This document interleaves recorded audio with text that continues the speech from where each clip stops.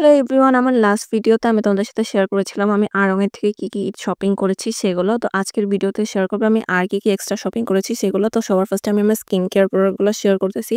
Skin care প্রোডাক্টের মধ্যে আমি একটা ফেস ওয়াশ নিয়েছি 3W ক্লিনিকের ব্রাউন রাইস, আর আমাদের সেই বিখ্যাত ভাইরাল তিব্বত ক্রিমটা নিয়েছি।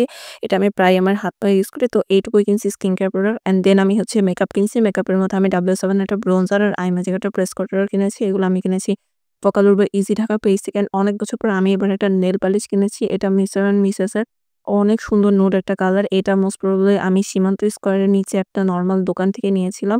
আমি তোমাদের সাথে এটা রিভিউ শেয়ার করব যে এটা কিরকম কালারটা দেয়। নেক্সট জুয়েলারির মধ্যে আমি শুধুমাত্র একটা গোল্ডেন কালার ব্রেসলেট কিনেছি, ইয়ারিং কিনিনি, কারণ ইয়ারিং আছে। এটা আমার কেন জানি অনেক পছন্দ হয়েছিল, তাই গাউসা থেকে কিনেছি। নেক্সট আমি ভাইরাল এই ক্লক ক্লিপগুলো কিনেছি। এই কালারগুলো আমার কালেকশনে ছিল না, দ্যাটস এগুলো অনেক ভালো লাগে আমার। নেক্সট আমি একটা গিফট পেয়েছি, সেটা হচ্ছে টেইলো কেয়ারের থেকে এই ড্রেসটা। এইটা হচ্ছে একটা কুর্তি অ্যান্ড রেগুলার ইউজের জন্য খুবই ভালো।